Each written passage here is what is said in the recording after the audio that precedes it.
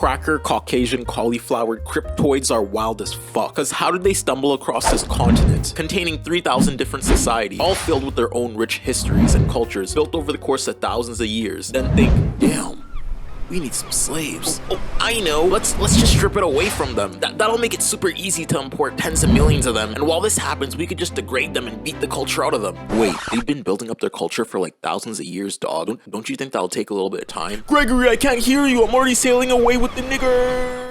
Keep in mind, all this culture was also destroyed over the course of 400 years. And eventually, when black people were like, damn, who are we even? And came up with a new identity in the Americas. The crusty crustaceans were like, no, you're getting ahead of yourself. But we want an identity. Okay, you drive a tough bargain. How about we label you the nerd, the cool jock dude, and the gangster? I don't think we like that. Okay, our work here is finished. This is sponsored by white supremacy. Fuck them niggers. That's a simplified history that only accounts for the atrocities that black men faced, but yeah, it happened. It happened like that, basically. Socially speaking, as black people, we're categorized into boxes from inception and told by society, public figures, friends and family how to behave and act in Western social settings. Basically, you either adhere to white comfort or you're a thug, a gangster, a no-gooder, one of the bad ones, etc. Say the line, Joe Biden. You have a problem figuring out whether you're for me or Trump, and you ain't black. I love liberals. They live in their own little world of polite white supremacy that's somehow seen as socially progressive. But this ain't about the liberals, okay? My beef today is with society. Society. I'm in my Joker arc, baby. Today we'll be doing a deep dive into the vile, deranged, hideous, bodacious. Pause, what the fuck? Did I just use bodacious? I just be talking. That's actually a positive connotation. Putrid demonization of black youth, be it through our slang, hairstyles, or actions. And furthermore, because black people are demonized for almost everything we embody, we often find ourselves fitting into socially acceptable categories in order to appease white people, constricting our blackness, whether forcefully or intentionally, all to gain them white brownie points. White brownie points. They can get you anywhere, man. From elite circles of academia to presidency. Sorry, Obama. I didn't mean to roast you. I was just trying to prove a point. Throughout this video, I'll be diving through this love-hate phenomenon of white appeasement and black demonization through a series of 5 acts. The first being through media, commonly through the trivialization of black struggles, leading to the desensitization of black struggles. You know, when you see Tay-K running around doing the race, you forget that the problem that made a Tay-K was institutionalized racism, and not Tay-K himself. 2 is through professionalism. In this section, I'll be covering the phenomenon known as the white gaze, which is basically how white people dictate appropriate levels of blackness in society. And foreign will be there, so you want to watch it. It's foreign, like, come on. We all love that dude. That dude's awesome. 3 will be through our own communities. Cause yeah, black people, be it coons or not, a lot of the time tend to gatekeep what is black or not. This can also lead to impressionable black youth being groomed into taking anti-black trains of thought or overexpressing themselves through black activities. From sports like basketball to, in extreme cases, drug dealing and trapping. By the way, I'm not saying that trapping is a black exclusive activity, but the way some youth grow up in certain areas can lead them to be groomed into criminal activity by older men who are generationally trapped in the struggle as a perceived way to escape the insurmountable amount of poverty around them. But this too is an intricate struggle of institutional racism that you can't just blame on black. 4 will be through the demonization of black women specifically, cause yeah, black women need their own section. On the premise of being black women are subjected to far more intricate means of oppression. 5 will be called empathy, which is a surprise. But don't watch 5 until you've watched all the other sections. It's a very deep piece meant to embody the message of this video. Now you may look at me and say, don't you have pink hair? Your hair looks like it has pronouns, Turb. You look like a strawberry fruit roll-up, Turb. You're about 1 step away from being bisexual, Turb. Shut the fuck up! I only look the way I do as a means of expressing my own blackness. I too have faced all these struggles I've been talking about. Pink hair or not, platform or not, the minute I step off this screen or go into a university or any kind of social setting, I'm black, and the same connotations will be pressed on me. So without further ado, nailed that shit. Did you see that? Did you like how I force pulled that hoe out the back without even looking? It's flamingo season, baby! Let's dive into this juicy, oh so juicy topic at hand. The demonization of black culture. Flamingo, start the fucking video. Open sesame. Turn on. Open.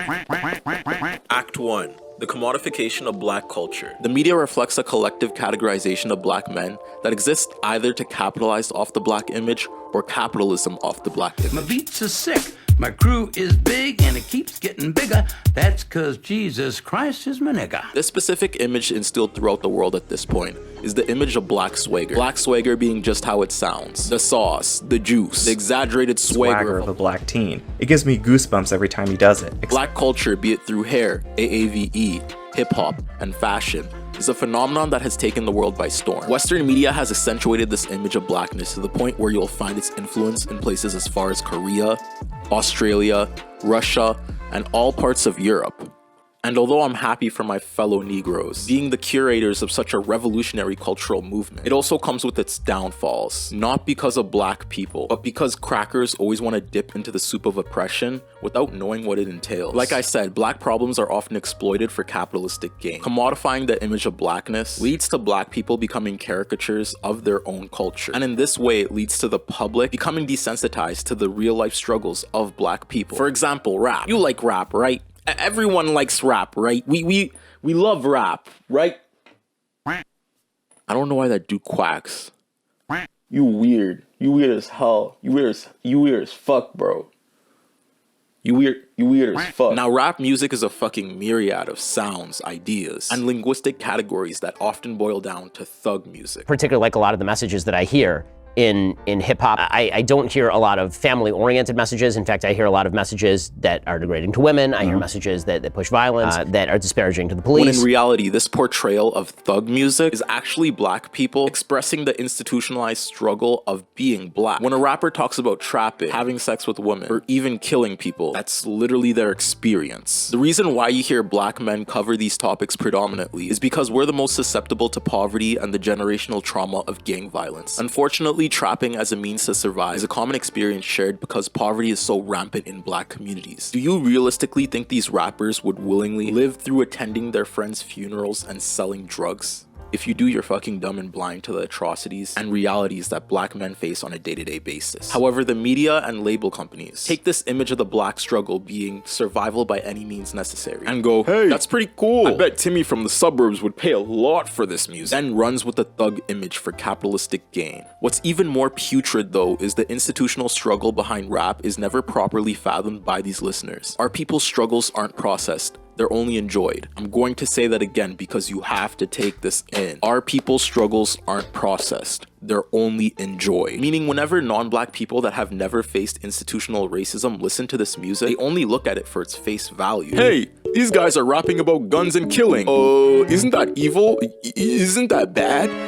This must be wrong. The problem with this mindset is that the nuances of the black struggle are never properly encapsulated in the minds of these viewers. And no, it's not the rapper's faults. It's the listener's anti-blackness. Now, there are rare rappers like Kendrick Lamar that the white majority respects, and you could say a Kendrick Lamar type rapper properly encapsulates the black image. But if you think rappers like Kendrick Lamar are the only black rappers who you believe should relay the black experience, that's still anti-black. Let's look at the perceived antithesis of Kendrick Lamar. Someone like Chief Keef, a rapper who very much still relays black experiences but is demonized for the way he portrays them. And this is important to note. Chief Keef, who is societally portrayed as a thug, is still rapping about the same struggles as a Kendrick Lamar. Discerning one as a thug and one as a poet derives from a societal phenomenon known as the white gaze. The white gaze, when white people dictate what's socially acceptable. Kendrick Lamar has mastered the ability to appeal to a white audience through intrinsic metaphors, rhyme schemes, and professional sounding rap. Calling it professional is problematic, by the way.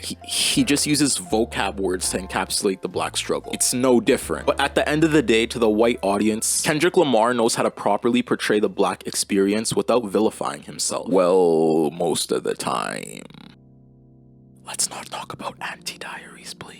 Man should not be using the F slur that proudly. Whereas Chief Keef is blatant with his experience and doesn't really give a fuck about the white gaze. Mr. 300, Sosa, Oblah, is upfront and raw when he voices his struggles. This is the lyrics of Kendrick Lamar. Now I done grew up around some people living their life in bottles. Granddaddy had the golden flags, backstrode every in Chicago. Some people like the way you feel, some people wanna kill this solo. Some people wanna fit in with the popular, that was a problem. Compared to the lyrics of Chief Keef. Again, that I don't like. I done got in that is selling all white, but I won't never snitch none in my life. I keep this shit 300, bitch, I'm gon' right with my niggas when it's time to start taking lives, playing both sides, that's the shit I don't like. They are, to their core, rapping about the same struggles of drug usage, coding the oppressive atmospheres in their everyday lives. The difference is, Chief Keef doesn't use Shakespearean rhyme schemes to get his point across. His wordplay is very graphic and true to his experience. And to keep it frank, this shocks the fuck out of white people. And I could see how it does. Learning about street codes, drug abuse, and gang violence all in the span of 3 lines without never even having experienced it can be jarring to a white audience. And thus his music will be written off as thug music. Because he's doing it to himself, right? There's no institutional struggle at play that led to this experience, right? It's rap music that does this, right? It's obviously not societal. Whereas when Kendrick Lamar metaphorically tiptoes around substance abuse being a coping mechanism in the face of institutional struggles, the white audience will be more inclined to listen and digest the institutional struggles that he is facing. However, not everyone is Kendrick Lamar, and not everyone wants to be Kendrick Lamar. As brilliant as he is, propping up his style of music as the only acceptable version of the portrayal of black struggles is categorizing black men into a box again. Rap like this or you're a thug, basically. Furthermore, the solution isn't making more Kendrick Lamars to appeal to the white audience. The solution is opening your fucking ears and digesting the problems that black youth face on a daily basis. With an open mind, of course. Does the dimple combat the aggression? What if I smile harder? I'm not asking you to dissect a Chief Keef the way you would a Kendrick Lamar, but I'm asking you to stop portraying rap music as a positive portrayal of gang violence, and maybe ask yourself why these systemically oppressed men are talking about what they talk about. Maybe something is severely wrong with their neighborhoods. Has that ever occurred to you? Maybe societal factors at hand have led to these horrible experiences. Has that ever occurred to you? Maybe the only mental escape that these men have are not a 4-day vacation at Calabasas. Maybe sex is the only luxury that they can look forward to. Has that thought ever occurred to you? Maybe take an introspective look into your anti-blackness, pertaining to why you only process certain types of black music as socially acceptable. And yes, these experiences a lot of the time are not pleasant. What they do isn't pleasant, and the doctrines they've ingrained in themselves while traversing through these struggles aren't pleasant. But rappers like Chief Keef never asked to be placed in these situations that have molded them into what they are today. You think these thugs born into the institutionalized struggle of racism enjoy what they experience? In retrospect, Chief Keef was 16 when he was rapping about the violence around him. 16 years old. He had to endure 16 years of people dying around him. 16 years in an area heavily enforced by cops. 16 years of living in insurmountable amounts of poverty. I guarantee you he didn't enjoy that. Yet somehow, he still encapsulated this experience and made it look cool to the white majority. That's a Herculean feat on its own. Because these rappers struggles are downright atrocious, it will translate into their music. You know what the best thing is about black culture though? We make that shit a vibe. What other culture do you know that makes the dark struggles of gang violence, drug abuse, drug addiction, and murder seem enjoyable? And that's the beauty of rap music. The oppressed minority that have been subjected to generations and generations of institutional corruption, rebelling and expressing themselves, their identities, and everything they've gone through musically. So if you get punched in the face for degrading rap music, now you know why. You're racist. You're dumb as hell. Sorry, I forgot to police my tone. I know that's the only way some of y'all will ever listen to me. Speaking of which, that's the next act, so let's go over there. Yeah. Y'all don't want to hear me, you just want to dance. Professionalism in its entirety is gauged by Western modes of thought/culture. Anti-blackness is inherently ingrained with the act of anti-professionalism. I mean, we love locks, right? But how often do we see a black man with dreads in your workplace? We love using African AAVE and black sense in our everyday life. Whether you're black or not, the saturation of AAVE has become ingrained in our society. We use words like lit, hella, period in our everyday lives, right? But how often do we find these terms in research and business papers? There's a real stigma behind how these phrases are policed in everyday society. AAVE, for the most part, aside from words like ain't, are seen as improper forms of English and is associated with miseducation. To be honest, even dictionary emplaced words like ain't aren't seen as professional. The thing is, however, societally portrayed negatives of anti-professionalism only come back to harm black people, and no one else is affected. When I express myself culturally through the ways I engage in black culture, be it through my slang or music selection, it accentuates my black image, thus also accentuating the negative connotations of being black. That white kid you see from the suburbs that blasts rap music in his car, or the white girl you know that mimics black women on a daily basis, might get the side eye from their parents,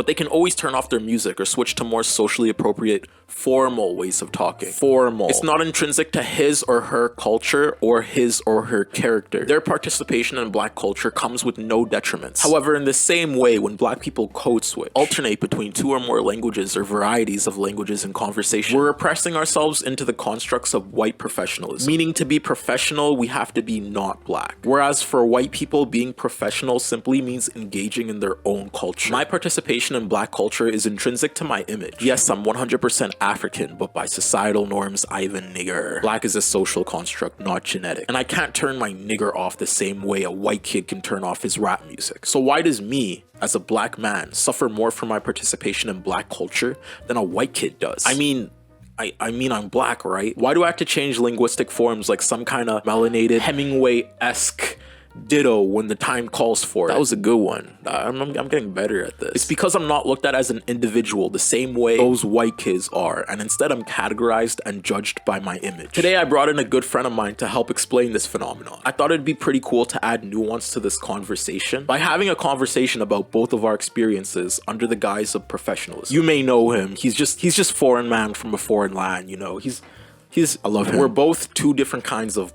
Black. Me being African and foreign being Caribbean. But the adjustments we make under the white gaze are still relatively the same on the basis that we're still both Black.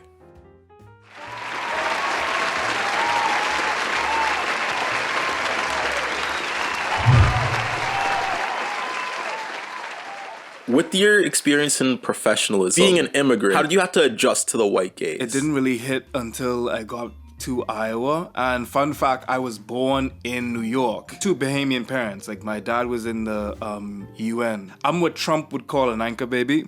And he would be very furious to know that I exist. I quickly moved back to the Bahamas and then immigrated back to the States. It didn't settle until later.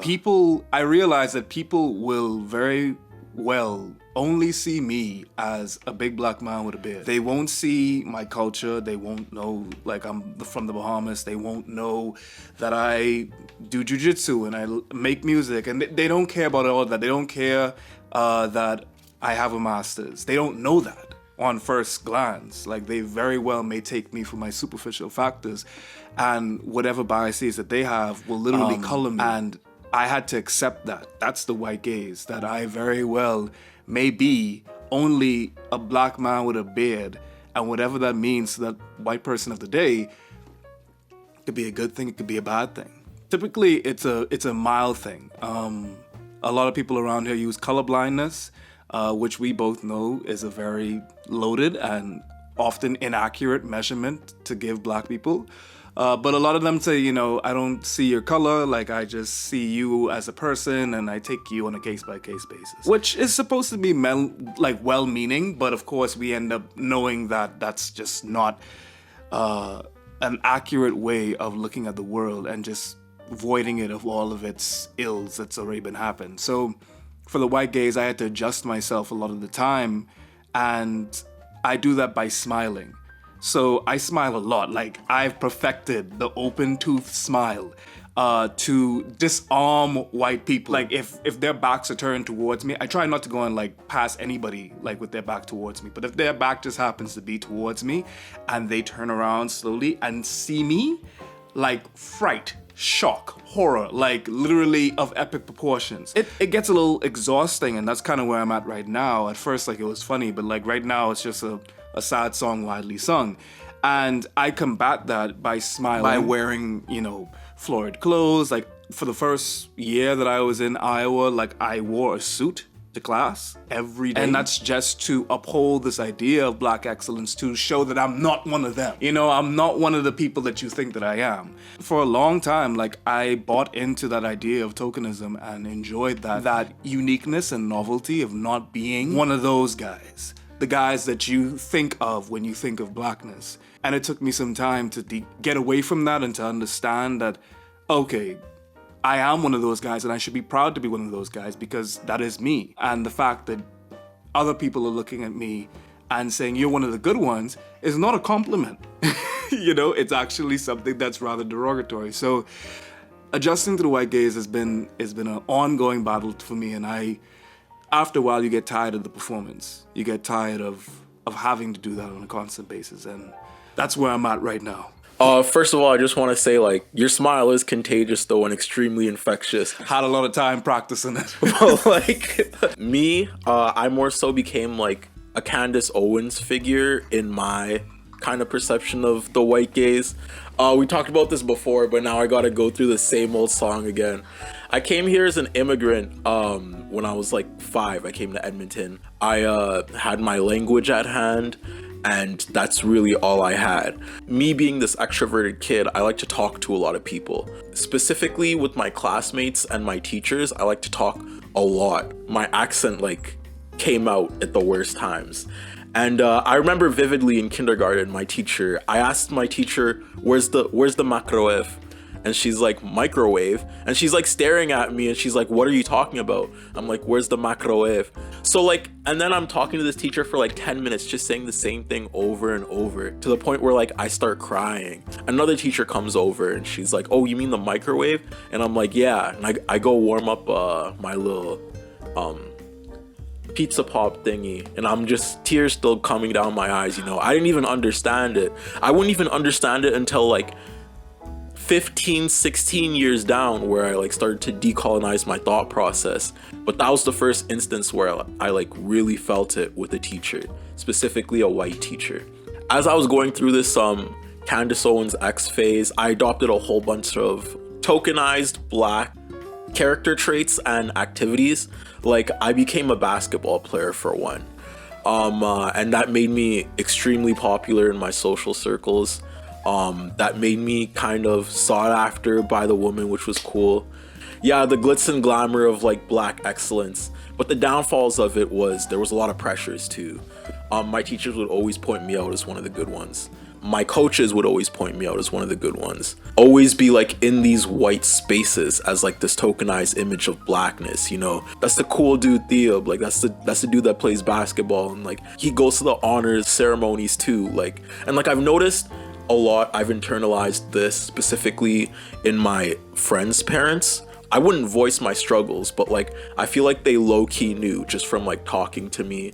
I'd be wearing the same clothes all the time, you know, that I was in poverty, and they would talk to me. Theob, you just have to do so and so. Theob, you're so smart. Theob, you're so talented. I know you can make it up. You just have to do so and so. And I internalized that into like, okay, I just have to work as hard as possible, and I can be like this figure of Blackness. And it worked. The thing is, it worked up until university. Then that's when my whole social fabric collapsed. You know what I mean? Like I didn't have the same adults I had around me. All I had was myself. And then that's when I really started to like take in the realities around me, and that's when the pressures really started mounting on me too, because university was so much of a harder beast than high school, you know, like both socially, like interacting with people was so much harder because I couldn't be a Candace Owens type figure around like the Black people in my university. They'll point that out, and they'll tell me like, Theo, there's something about you, like Theo, I never heard you use a Black accent. I never heard you speak in your native tongue. And like slowly that became to eat away at me too. And like I thought like I'm just professional, like I'm just different. But then I started to like really think about it and ponder about it during my first year in uni, and I was like, okay, I am definitely a coon. Like I am definitely, in all sense of the words, I am a coon. And yeah, I have to figure out what Blackness means to me as a person. It started to mean community, you know, a shared experience. As I started to like feed into this community of Blackness, I started to in turn love myself too.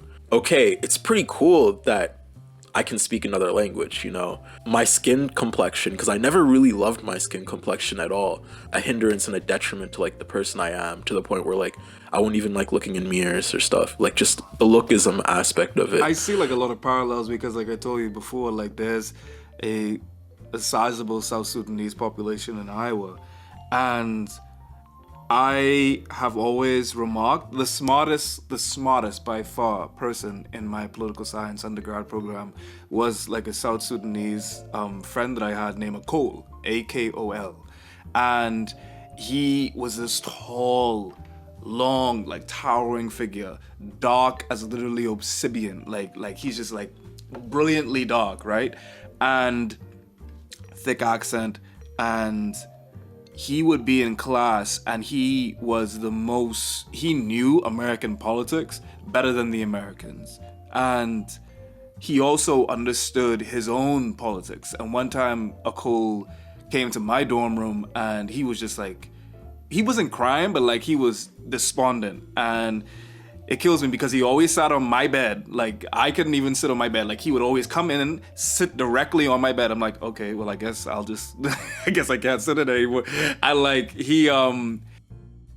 And this time, like he was just very, very distant. And I was just like, bro, what's going on with you? Come to find out his said like his village got raided back in South Sudan. And he said they're just having like a civil war almost, basically, that tribes were battling with other tribes. And he was just like, I really want to be home, you know? And I was just like, man, it's a solidarity that you feel with him because I'm also not home. So like, he couldn't speak that to other people, but he could speak it to me. So he felt safe in expressing that. And he was just like, but I'm not gonna go home though. Like the whole point is that I'm supposed to be here because all of my family is counting on me to be like bigger than the village, to be bigger than our family. And he's carrying not only himself, but his entire family name, you know? And he's all like, so I just wanted to go and like take some time right here.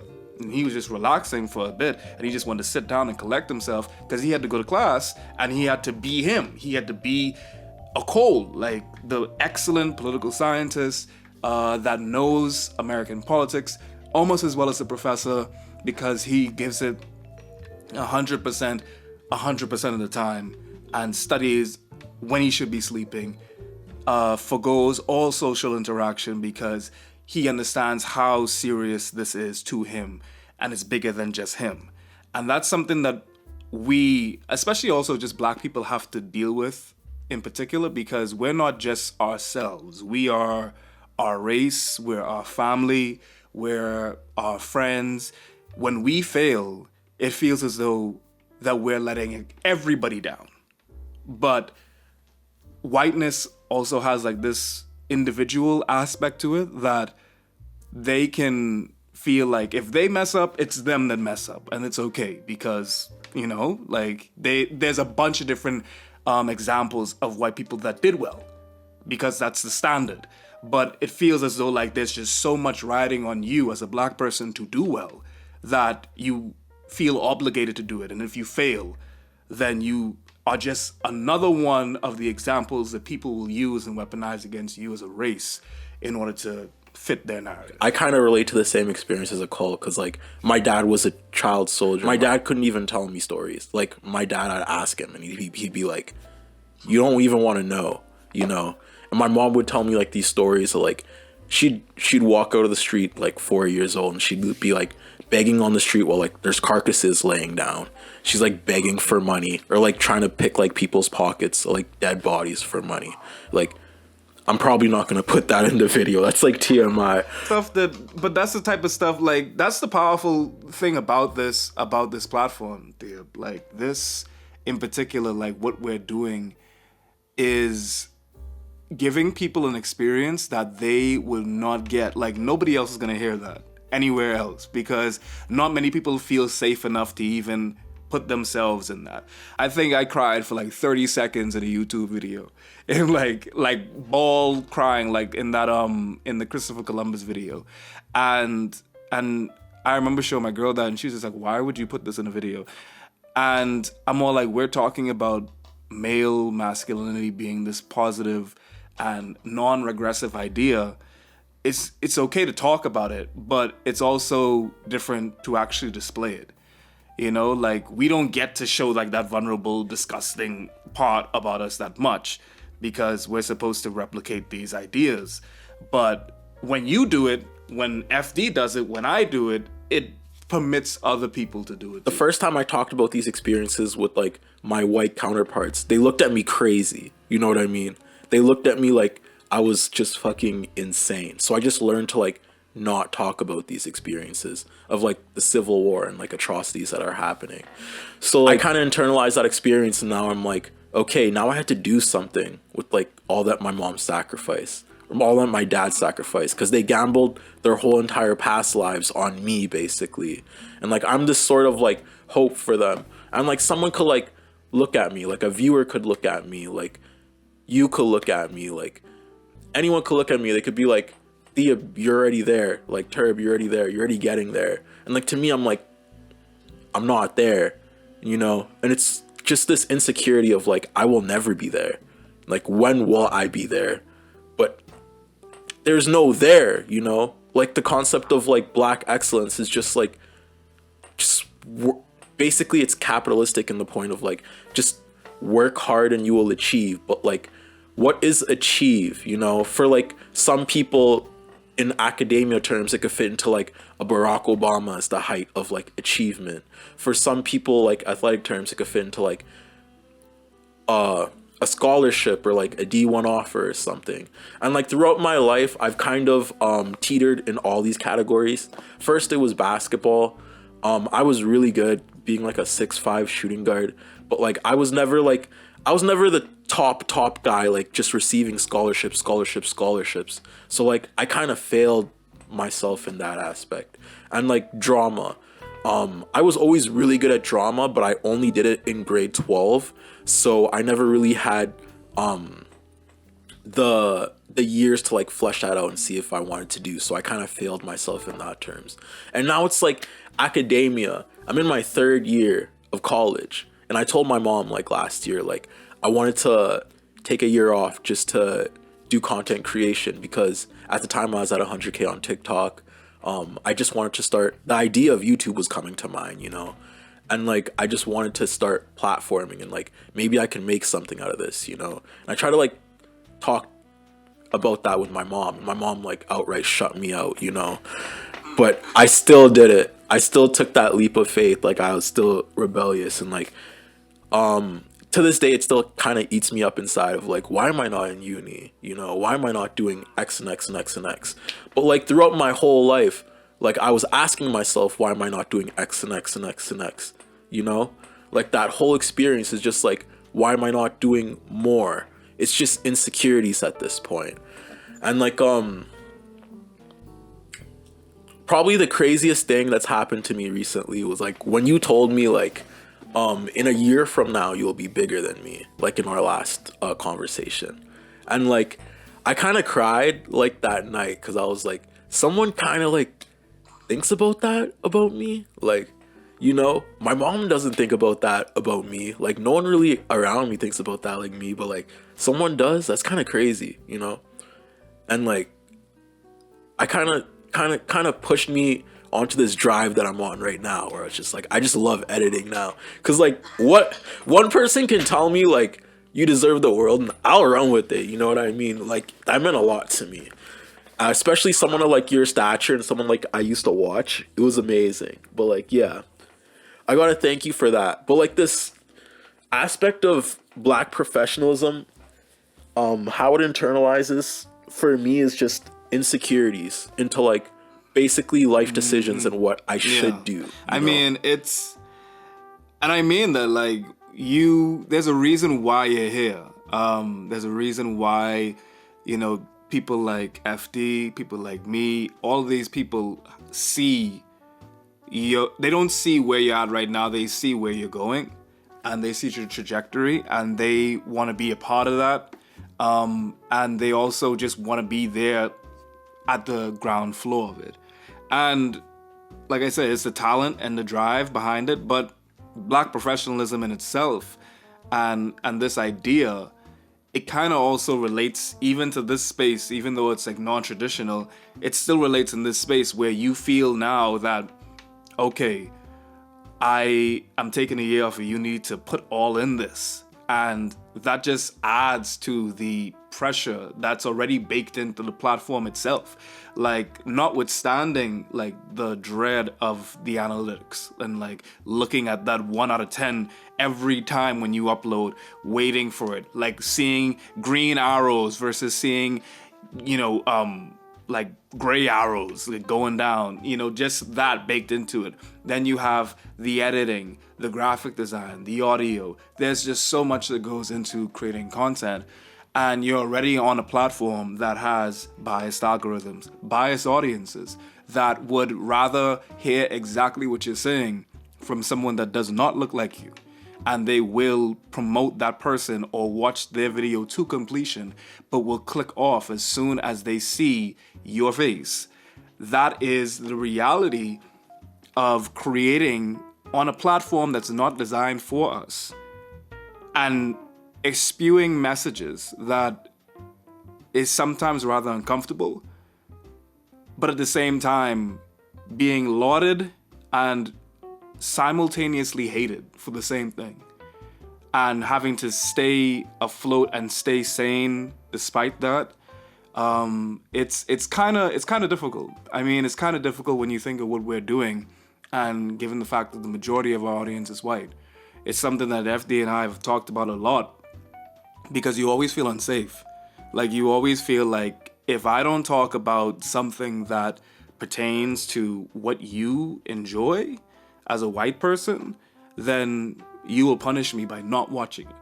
And that's happened many times to everybody involved. So what you're doing isn't easy. So definitely, take time away from it and own your label. Just like own it all together, because it could be taken away. Yeah. I understand the feeling of like it could be taken away, because I know for sure. But yesterday, when you said own the fruits of your labor, yesterday I went out for Men's Mental Health Awareness Month, and I bought myself flowers and a cactus. You had me until the cactus. Like, I just don't know what the cactus has to do with it. No, like, cactus are such a symbol of like growth, because they grow very slowly and they need like very little. I feel like I like watching things grow over time. I don't know if that's just me, but like a cactus is like way more representative of like a journey than flowers, because those flowers are gonna die in a month or two. Yeah, they grow quick and they die. Yeah, that's but true. that cactus is gonna be there for like 5 years down the line. 5 years down the line, it'll see your growth. It'll see you go from 40K to like $1 million. It'll see me go from like that's a metaphor for all of it. Yeah, we're not roses, we're cactus. We're cacti. I want to take this second right now to memorialize this point in your growth, and you're at a baby cactus level. And of course, the next time maybe that we talk, you will be at a grown, old, prickly ass cactus level, and it's gonna be great. I know a lot of people are rooting for you. And when you make like the Turb 5 TikTok, because your last your last 2 TikToks have already been deleted, we're all gonna be there rooting and subscribing. And I can't wait to see what else you got coming down the line for. Act 3.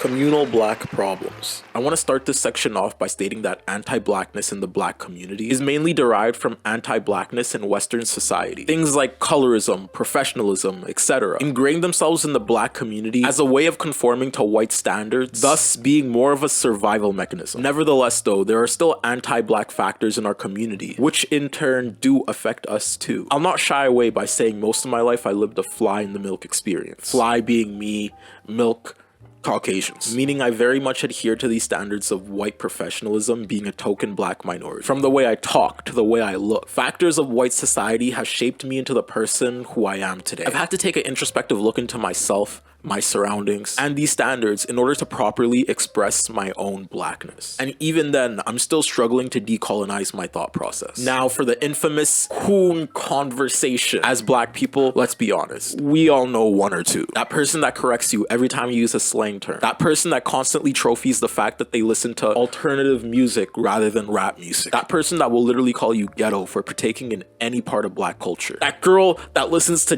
Jack Harlow. If you're listening to this reel, I'm sorry. sorry. I'm just kidding, Real. I love you, Real. She bought me this mic though, so she gets a pass.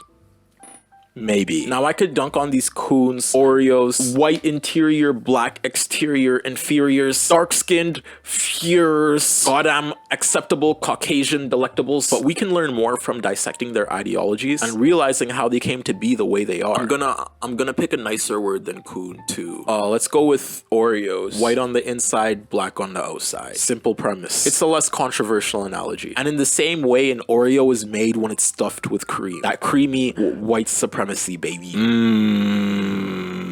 Metaphorically, in this sense, it's like when a black person drinks the nut of white supremacy. Okay, I'm done insulting them.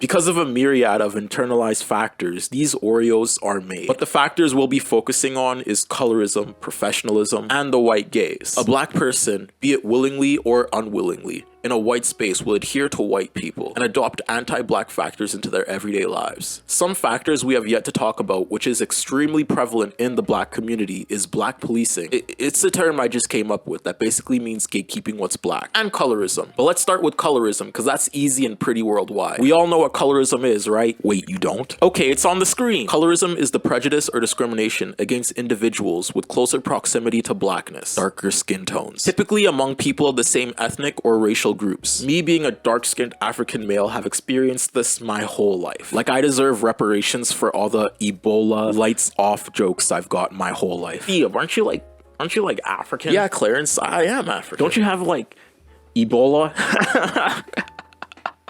Ebola. Theo is dark. Lights off. We can't see.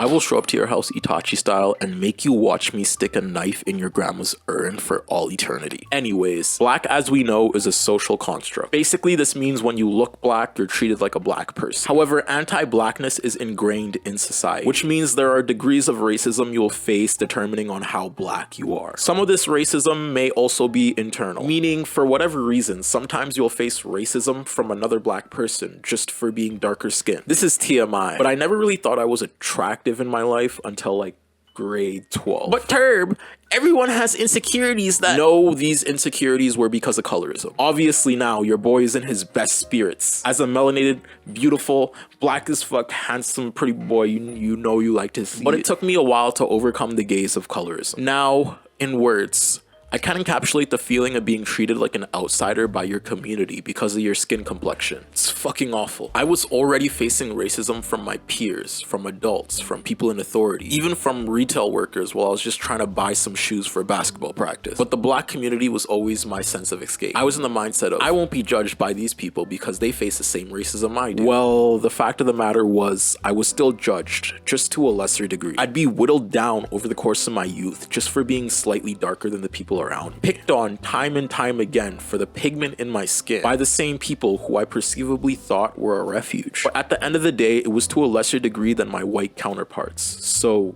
I tolerated it. Things like this, along with a variety of other factors, also made me adopt anti-black ideologies like not speaking my language, policing my tone, and adopting formal ways of speaking as a shield to combat the ways I was being attacked. Basically, I started rejecting blackness because whenever I was associated with it, I was discriminated or attacked. The mindset of professionalism that was instilled in me had rippling effects. For one, it helped me succeed in school because perceivably I was one of the good ones. A coon. I became an Oreo. In order to keep black youth, generally speaking, from radicalizing against black culture, along with deconstructing concepts of blackness in our community, we as black people had to take introspective looks into ourselves too, and ask ourselves, how are we perpetuating white supremacy? What are we doing to actively dismantle notions of anti-blackness in and around us? How do we make all black people feel welcomed within black circles? When that happens, then we can start healing from aspects of white supremacy and progress into a more acceptable black social setting.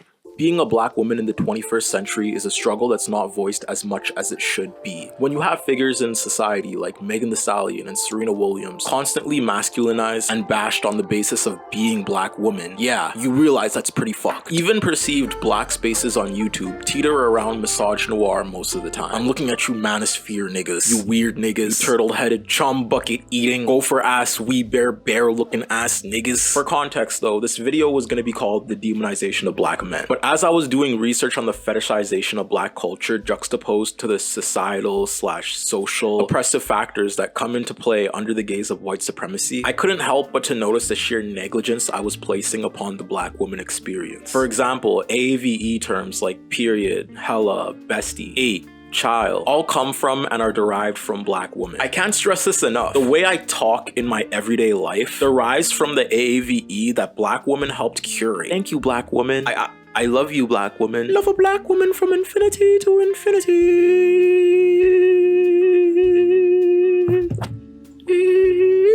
This kind of looks like the infinity sign, right? Heart, infinity, black woman. Specifically, when I was writing the AAVE section, I realized I was speaking on the usage of terms coined by black women without even considering making a section talking about the social ramifications black women have faced in order to make lingo and phrases like this so socially ingrained in today's society. In this way, I realized the patriarchy has a Undertaker-esque chokehold on my everyday life, and I'm still trying to stomp that nigga out. Flamingo, why am I like this?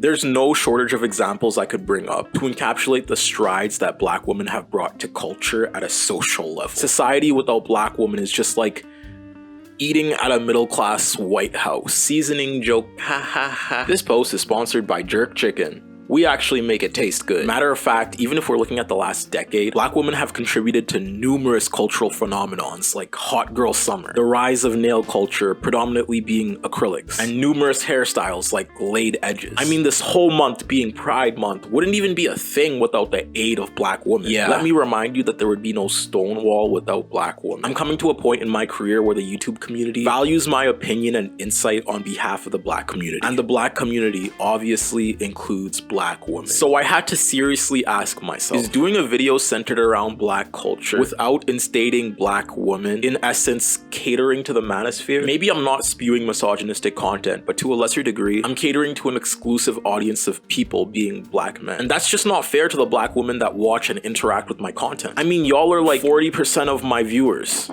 So let me get my patriarchal ass out of the gutters and let's talk about the fetishization of culture pertaining to black women that they face on an everyday basis, in cohesion with the demonization of characters socially emplaced on them. And to do this, we had to go way back to the good old days when America was great, you know, because America was only great when black peoples were in shackles. Chink, chink, clink, clink, baby. Term?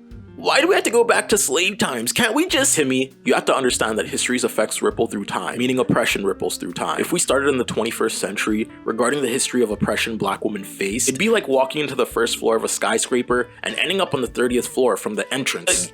Damn, Turb, that was a really deep metaphor. Really intrinsic to the societal effects that the floors below it encompass. Shut the fuck up, Tim. In the good old days of the 1800s, and no, I'm not just talking about America, I'm talking about the world. Slavery and the degradation of black people wasn't exclusive to America. There was slavery in the Caribbean, Africa, Canada, Europe, Australia, albeit to varying degrees, they still existed. Plus, dehumanization tactics and structures of racism that accompanied slavery were adopted around the world. That's why you'll find anti-blackness nearly everywhere you go. But America's slavery and problems with anti-blackness is closest to home, so we'll focus on examples pertaining to Uncle Sam's stomping ground for the time being. I'm not playing Oppression Olympics here, but black women's struggles under slave laborers were incredibly more... Flamingo, what would you say?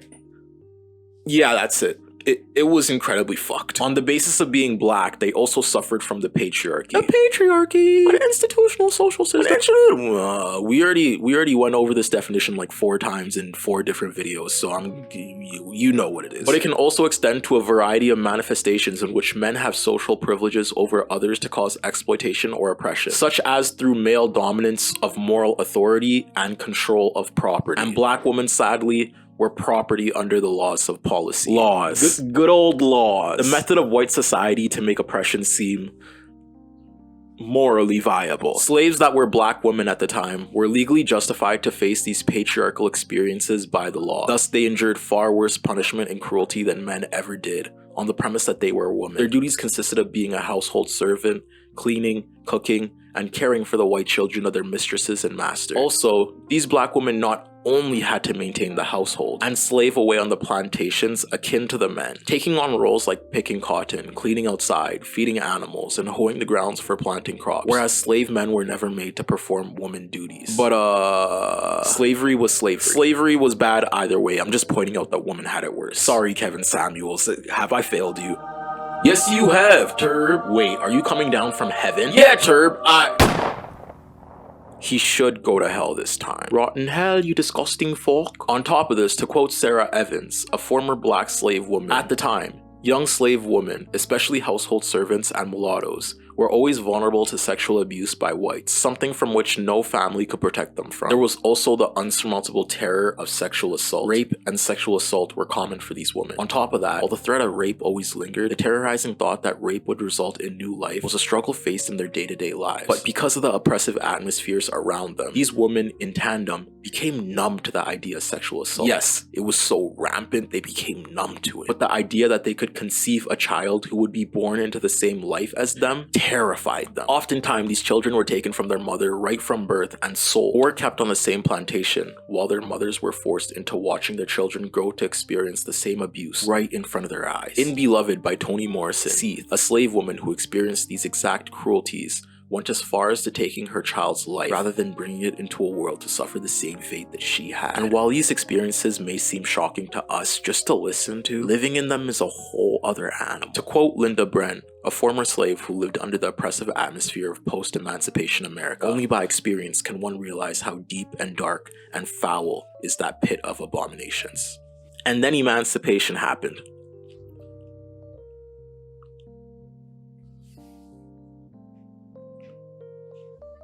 No cheering. It was still fucked. It was still fucked for all black women. From the 1800s to the present day, there's been an evolution of black woman degradation that has saturated our social landscape. And yes, I say black woman. The patriarchal oppression of black women is 1,000,000 times worse than their visco TikTok queen counterparts. For one, feminism has never included black women until very recently in history. The issues that the feminist movement combated didn't always apply to the majority of black women. And even though black women worked side by side with white women feminists, by the late 19th century, the suffrage movement splintered over the issue of race in the years after the Civil War. You know, Bailey, you really helped us tear down laws that degraded women. Well, you're welcome, Linda. Now about her, right? But you're still a nigger, so like Big Sean said 50 years into the future, I don't fuck with you. This is sponsored by white supremacy. White women did it too. This white supremacist mindset forced black women to form their own organizations to continue their efforts to secure and protect their rights. But now that you know the history, let's speed it up a bit. We're coming back to the modern times, okay? But take this away from my short history lesson. Black women historically are categorized and oppressed to a more rigid degree than any other race of people or sex. And this oppression historically has carried on to the modern day. These categorizations being the mommy, the Jezebel, and the angry black woman. And thus these stereotypes birthed from a history of oppression are often used to justify the cruel and inhumane connotations we place socially on black women. The mommy stereotype encompasses the nagging overweight woman who stays in the kitchen all day, taking care of everyone around her. The Jezebel stereotype is the exaggeration of curves and objectification of body image as a sexual plaything for men. And the angry black stereotype suggests that if you ever encounter an African woman, you better be extremely kind and careful, or she'll be ready to slap you silly or pull your hair out. The sad thing is, though, that like these categorizations of black men, these negative portrayals are spun and utilized for commercial gain. Adam Smith is smitten with oppression. These stereotypes are also embedded into the minds of social connotation as personality types, be it through the white woman that mimics a black scent when angry, or the Asian woman that mimics a black scent in order to do comedy. Yeah, we're looking at you, Aquafina. And Superwoman. Superwoman, your video is coming soon. Weird ass niggas. The most prominent example that immediately comes to mind, however, pertaining to the exploitation of black culture, are the Kardashians. The generational white woman of America that instead of whips use selfies to exploit black people. Kim is a white woman, a Caucasian, a snow succubi. Yet her entire image and brand seeks to profit off the Jezebel stereotype. From the exploitation of black phenotypes, specifically being the way she used plastic surgery to accentuate her curves, to the plastic surgery she used to mimic black lips, to the kids she has. Yeah. Take that in. She exploited black culture and then found a way to justify it by having black boyfriends. But that's just a little theory of mine that I've come up with after days and days and weeks and weeks and months and years of watching her exploit black culture. So take that as you will, I guess. You know, take my statements with a grain of salt. They're only the right opinions. I would never lie to you. What? You think I'm like your ex? I would never do that to you. No, I love you. I want to be with you forever. You'd think I cheat? Why is that? Are your friends telling you this about me? However, when we look at black women who are very much in figure and stature comparable to Kim Kardashian, we realize these depictions are only charioted when a non-black woman carries this image. Megan Thee Stallion, the god of knees, the female Prometheus. But instead of fire, she brought us hot girl summer. Megan is constantly degraded and masculinized for her figure in the media. We can see this in her comment sections clear as day. Serena Williams, the woman's best fly swatter user. Dog, she's a tennis player.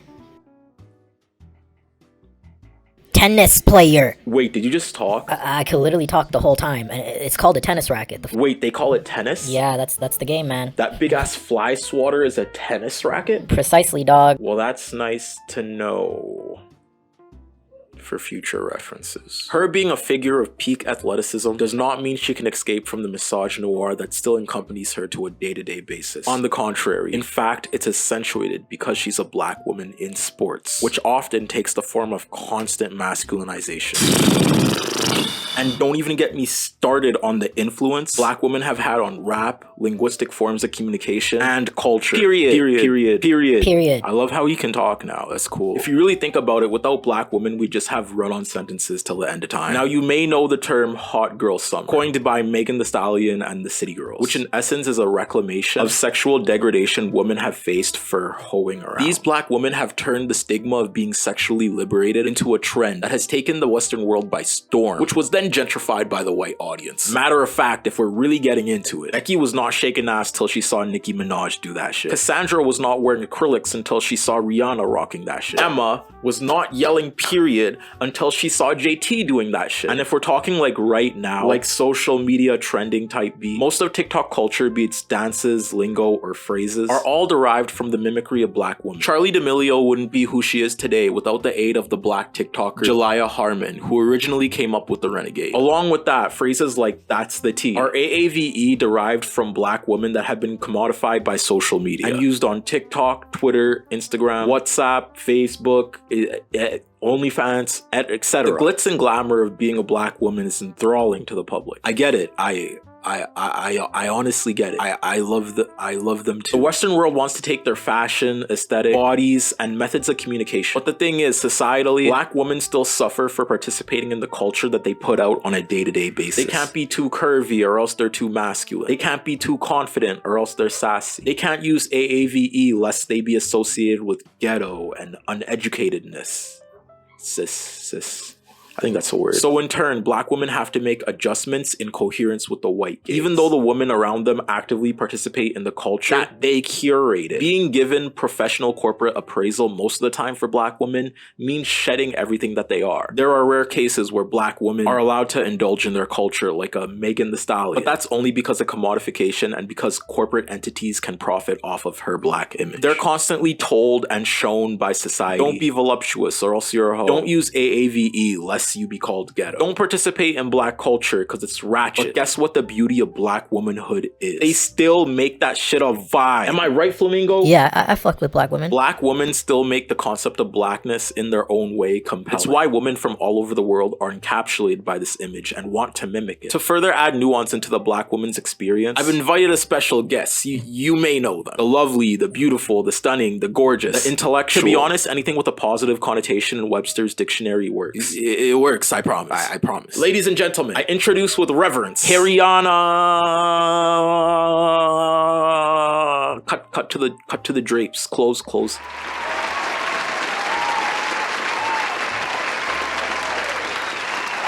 appreciate is. She's hairy.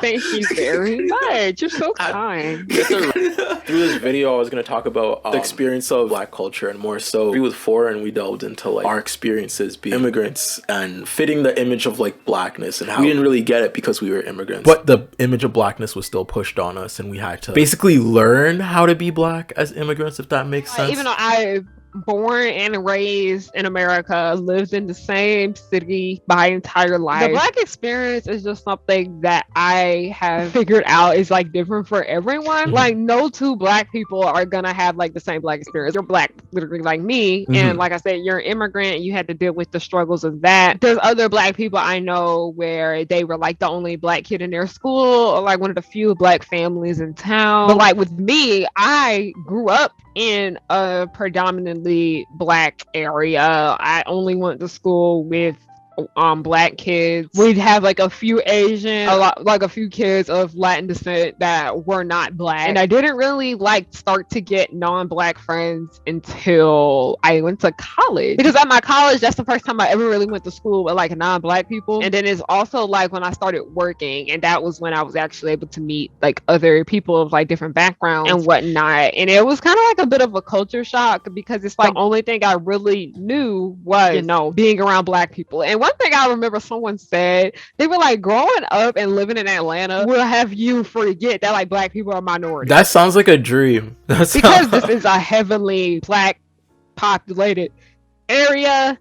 A lot of us did grow up having like identity issues, because I, for one, am one of these people where I felt like I wasn't Black enough, because like I wasn't just into things that are Black culture, where, you know, it's like R&B music, hip hop, that kind of stuff right there. I wasn't just into that stuff, but I also was really interested in other things just as well. Like I was really interested in like rock music, which Black people invented rock and roll, so that's not white people shit. Yeah. Anything that didn't fit what is considered to be Black and Blackness, you kind of got clowned for that, for like being different. Because I remember like my first ever thing I was like a big fan of was 2003's Teen Titans. And you're not wrong for that. You're not wrong. I was on. And you know how we didn't really have that many Black shows. I remember like a lot of these kids, they would be like talking about how they would be watching BET all the time with their parents, and they'd be watching MTV. Anything that just kind of didn't fit what Blackness appears to be, and you kind of got clowned for it. And either you embraced that shit and didn't care what nobody had to say, or you hid that self part of yourself. And I did for a while. In elementary school, like I had that like really big I don't give a fuck attitude. I would be up in class like reading mangas and stuff. In elementary school, kids don't care. Like, yeah, kids are gonna be mean to you and this and that and the third, but it's kind of like you still kind of had that sense of like, oh well. But when middle school, you know, middle school is when everybody is like really insecure and they want to fit in the idea of like what Blackness is supposed to be. Yeah. I used to listen to Kesha's like, was it the Cannibal? That tick-tock on the clock type shit. If you like anything that was like created by like a white person or whatnot, you got flamed. And it's like you either owned up to it and didn't let nobody bother you, but then also if you were open about liking that kind of stuff, people would, you know, outcast you, bully you, they like single you out and whatnot. And that really did hurt me a lot, because like I did have friends that did like some of the things that I liked, but for the most part, not really. It's just all of us just kind of like hid that part of ourselves from other people. Like it's pretty sad, because we wanted to fit in. We didn't want people bothering us. We didn't want people picking on us for being different and liking like, you know, anime and liking cartoons and just liking rock music and pop music. I met a really nice man at Anime Weekend Atlanta. I go to cons. I love going to cons. He was telling us, he was like, I've been going to cons for like a while. And he was like, sometimes I would be one of the few Black people in the room. He was like, this many Black people used to not show up to cons. And part of that had to be with the fact that not only did like our community feel like we couldn't be interested in that stuff and we didn't belong, but like also a lot of white people, they're not really welcoming. Anti-Blackness is like everywhere. They were just kind of like, what are those nerds doing? They're weird. Like people just don't like, people aren't mean about things they don't understand. That's just one thing I've had to accept, because I can't stand it when I go to cons and the people across the street are like mean mugging us and laughing and pointing at us the whole time. It's just a lot of them just don't seem to understand this. Like I said, Blackness is not just one thing. That's one thing that just kind of I've learned growing up with this kind of Black experience of being like a Black nerd and being very open about that as well. A lot of Black nerds I know, like almost literally all of us have talked about how we felt like we didn't belong because we liked cartoons. I remember like when The Princess and the Frog came out, that was low-key kind of like the only Disney movie that was like kind of acceptable by other people. Growing up, I kind of had to limit myself to my interests and what I wanted to do in order to like fit in, because like I said, I thought liking Teen Titans so much made me extremely fucking weird. It's just, I feel like because for so long, like Black people kind of weren't able to, you know, express themselves the way they wanted. Like, cause you know, like hip hop is what really kind of put a lot of Black artists on the map. Not kind of, it is. Like R&B is what put a lot of Black artists on the map, and they own those genres. I don't care what nobody say. Black people own them genres because those are like the two main staples of what was able to like get Black people fame and fortune and all of that. It's just kind of like if you do anything outside of that, people are like, are you sure? Are you sure about that? I got called an Oreo so many times. It's annoying. Like, we need let's put that phrase to rest. But I do see a lot of parallels in our story, specifically because, like, well, I grew up in the fly in the milk experience, as we talked about like before. So like it was just me and like white people. In terms of you already had like an idea of Blackness that you had to fill. I now notice, like, in your experience, I could express myself more because I read manga from like an early age. Manga was probably my first form of books that I started reading. I mean, never weird to the people around me. No one was like, you're watching Dragon Ball Z, that's weird. No, my cousins would be like, yo, what the fuck is that? Can we watch that too, you know? Because we were like immigrants and didn't really have this idea of Blackness instilled in us. Obviously it's different because on the premise of being a Black woman, like how was that? I've been on YouTube since I was 15 years old. And at that time period, there was really only like one Black YouTuber I watched, and that was Black Nerd Comedy. You know, being told that I wasn't Black enough because I had other interests and stuff like that, that really did affect me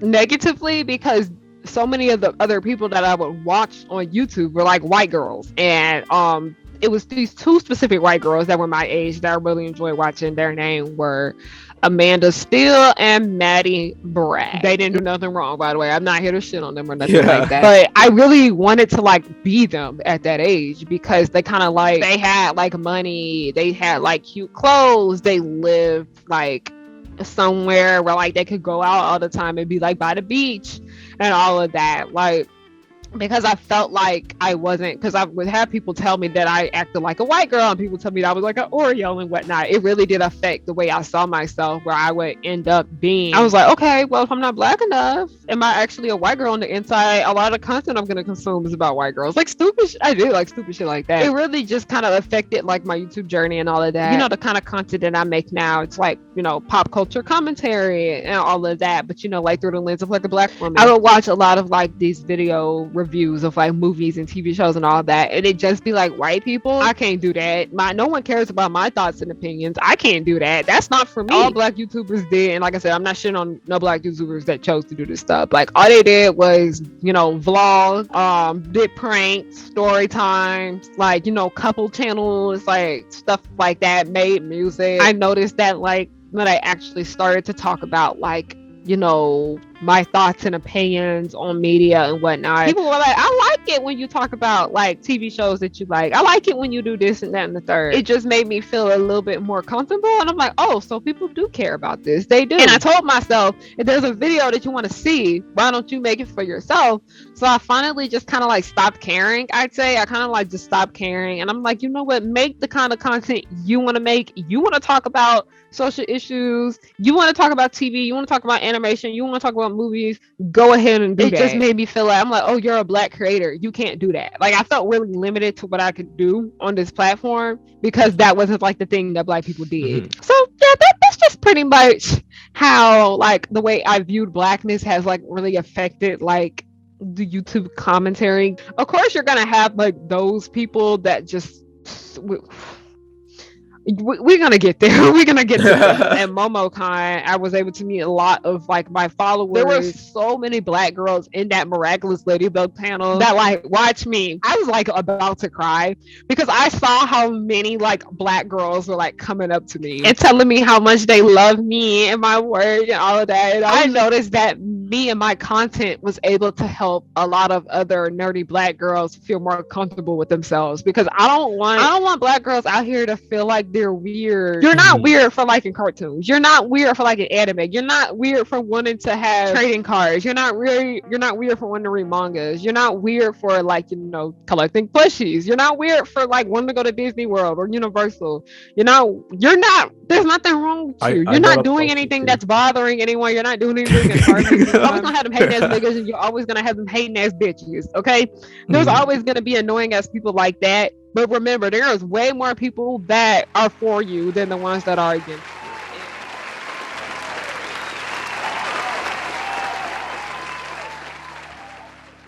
Act 5. Empathy. Now this section is more of a conversational piece than anything else. It's me and you. Think of me hypothetically as a mirror as we have this conversation. How do you internalize Blackness? Meaning, how have your experiences led you to internalize the image of Blackness in your everyday lives? Be completely honest about it, because I'm about to also. As you heard in my conversation with Foreign, Blackness to me sadly internalized as a detriment to my character. Just because throughout my everyday life, it was a hindrance to literally everything around me. Because I am a 6'5" Black male, I will immediately be seen as intimidating. An example that immediately comes to mind comes with an interaction with my friend during grade 5 or 6. I was 10 years old, tall for my age grade, and I had braided hair. My school had assigned seating on the bus, meaning I didn't get to choose who I sat beside. I was given a seat, however, next to this other boy. Me being an extroverted kid, naturally, I'd talk to him. I'd try to talk to him at least. And slowly but surely, we got along, and he actually went on to be one of my closest friends. He's not anymore, but I treasure the memories that we had. However, when we were finally acquainted with each other,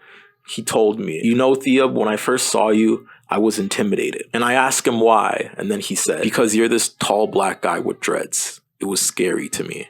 At the time, I just laughed it off. But it's only recently, as I've started to unpack my internalization of anti-Blackness and started to begin to comprehend why I picture myself as this charismatic figure, why I cut off my dreads in grade 7, why I strove so hard to separate myself from this image of Blackness, that I've now realized my whole life I've never wanted to be that scary figure that he saw in me. Throughout my life, as tragic as this sounds, I never wanted to be Black. In fact, I never asked to be Black. Being Black has never had any positive connotations in my life. And if we're being honest, when I started to separate myself from that image of Blackness, I've had far more positive experiences in my life, which I took as a justification that being Black's just a bad thing to be. And I can't help to think that there's a 12-year-old kid on a school bus right now excited to go to school because maybe that's his only escape from poverty or a horrible family situation. But yet he's smiling. He's happy he can escape the harsh realities around him. He's not yet realized that the pigment of his skin will lead others to treat him different. Maybe he's internalized this in the way that he acts. And adults constantly compliment him as grown for his age, articulate,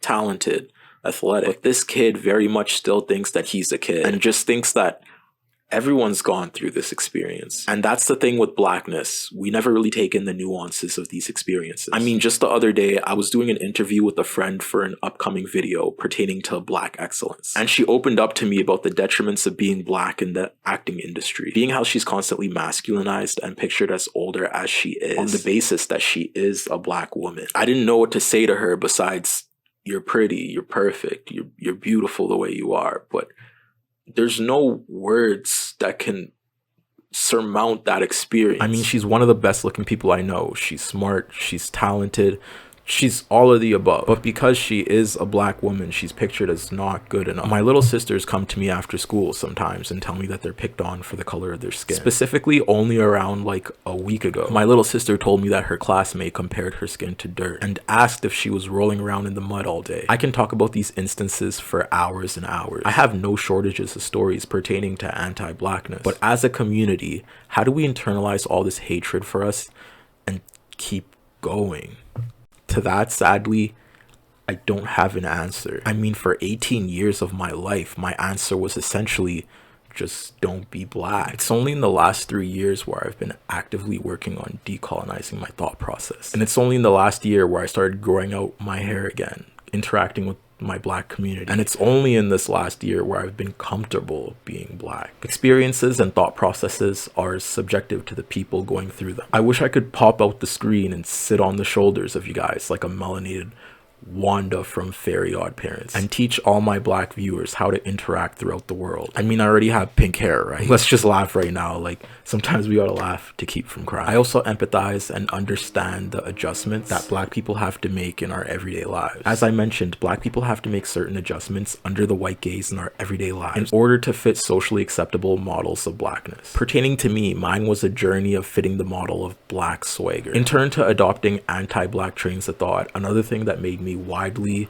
popular in my social circles and seen in high regard was embodying this figure of black excellence and swagger. I did this by joining my basketball team, developing a charismatic charm, becoming well versed with my words, and socially adept. I'm not even gonna lie to you right now, I fell so down the rabbit hole of anti-blackness, of being professionally sounding. I had to reteach myself AAVE in my teen years because I was just that separated from the black community. As I started to embody this black swagger, people became more enamored with my character. I became more popular, and overall my social life was just incredibly better. And it wasn't until 3 months ago when Uncle Fick dropped his video on Will Smith was when I realized the social pressures around me in turn forced me to fit this mold of black charisma. Although the glitz and glamour of being this caricature of black excellence was amazing, when high school was over, my social fabric collapsed and I entered university. There was no white audience to appease anymore. It was just me. This began a series of mental breakdowns corresponding with the notion of who the fuck am I? Because at the end of the day, when your only life purpose is to appease, naturally you're gonna realize you have no purpose without anyone to appease. I've also made adjustments in correlation with the white gaze, and this led to insurmountable amounts of depression. Your experience with the concept of being black may be different, but the point is, we make changes based on the spaces around us. Do I have an answer for the level of acceptable changes you should make in accordance with the people around you?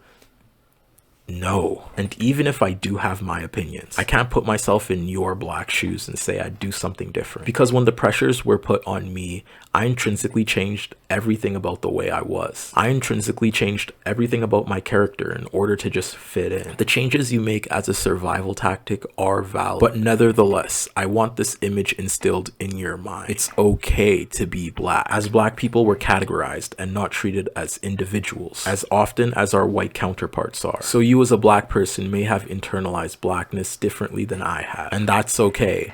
But at the end of the day, please remember it's okay to be black. It's okay to participate in black culture. Practice using AAVE, even if you've never used it in your life. Listen to rap music. Speak your mother tongue. Practice your black spiritualism. Learn how to do black dances. Twerk your motherfucking ass in your motherfucking room, despite what these misogynoir niggas be saying.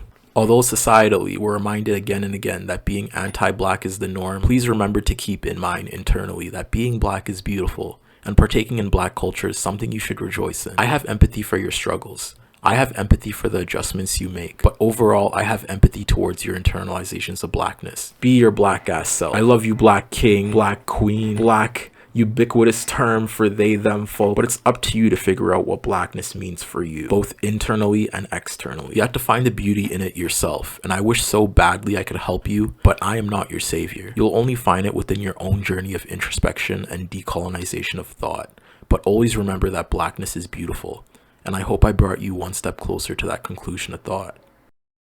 But what do I know, right? My hair has pronouns and I clack words into a computer for money. I hope I made you think about your ingrained internal anti-blackness. But overall, I hope you had fun. Thank you for watching. Shout out to my Patreon supporters. Come back in 2 weeks or maybe even earlier for a new video. Tell me your thoughts, vent about your anti-black experiences, or just say what's up in the comments. Let's have healthy conversations. See y'all and peace.